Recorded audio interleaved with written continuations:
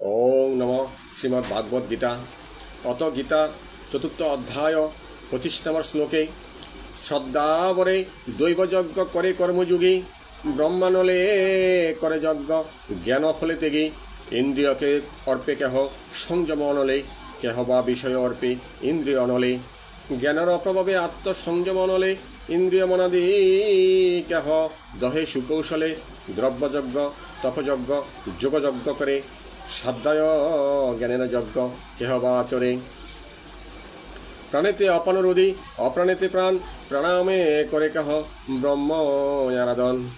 সরলার্থ কর্মযোগী শ্রদ্ধার সহিত দৈবযজ্ঞ করেন আর ফলত্যাগী জ্ঞানী ব্যক্তি জ্ঞানী ব্রহ্মাকেই যজ্ঞ করেন। কেহ ইন্দ্রিয়গণকে সংযম রূপ অগ্নিতে অর্পণ করে আর কেহ বিষয়কে ইন্দ্রিয় রূপ অগ্নিতে অর্পণ করে কেহ বা জ্ঞানের প্রভাবে আত্মসংযম রূপ অগ্নিতে ইন্দ্রিয় মন প্রবৃত্তি দগ্ধ করে। কোনো কোনো কর্মী দ্রব্যাদি দান রূপ কর্ম করেন, কেহ তপস্বরূপ যজ্ঞ করেন, কেহ যোগ অভ্যাসরূপ যজ্ঞ করেন এবং কেহ বা বেদ পাঠরূপ যজ্ঞ করিয়া থাকেন। কেহ প্রাণবায়ুতে আপন বায়ু এবং আপন বায়ুতে প্রাণবায়ু রুদ্ধ করিয়া প্রাণায়াম অভ্যাস করেন এবং তাহা দ্বারাই ব্রহ্মের আরাধনা করেন। শ্রী শ্রী গীতার মাহাত্ম্যম 20 নম্বর মাহাত্ম্যে বিষ্ণু পর্বে এই যেই জনগীতা পাঠ করে শত্রু কবু কবিতার করিতে না পারে শালগ্রামে দেবালয়ে তীর্থে নদী তীরে সৌভাগ্য অপার হয় গীতাশাস্ত্র পাঠে গীতা পাঠে তুষ্ট হন দেবকীনন্দন যজ্ঞ ব্রতাদিতেও হেন প্রীতনন ভক্তিবরে গীতাশাস্ত্র যেবা পাঠ করে সর্বশাস্ত্র প্রতিপাদত তাহার অন্তরে যোগস্থানে সিদ্ধ পাঠে শিলাগ্রে সবাই যজ্ঞে বিষ্ণু ভক্তস্থানে পরে সিদ্ধি পায়। বিষ্ণুর পূর্বদিনে যিনি গীতা পাঠ করেন শত্রু কখনো তাহার অনিষ্ট করতে পারে না।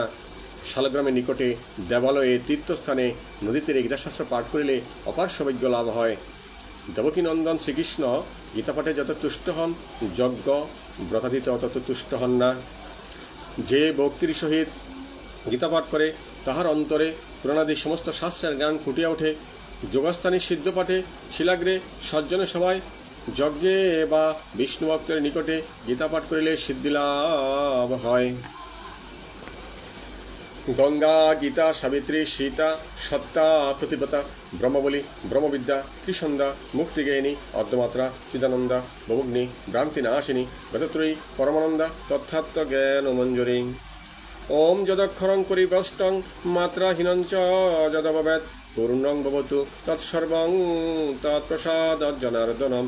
জয় গীতা জয় গীতা জয় গীতা।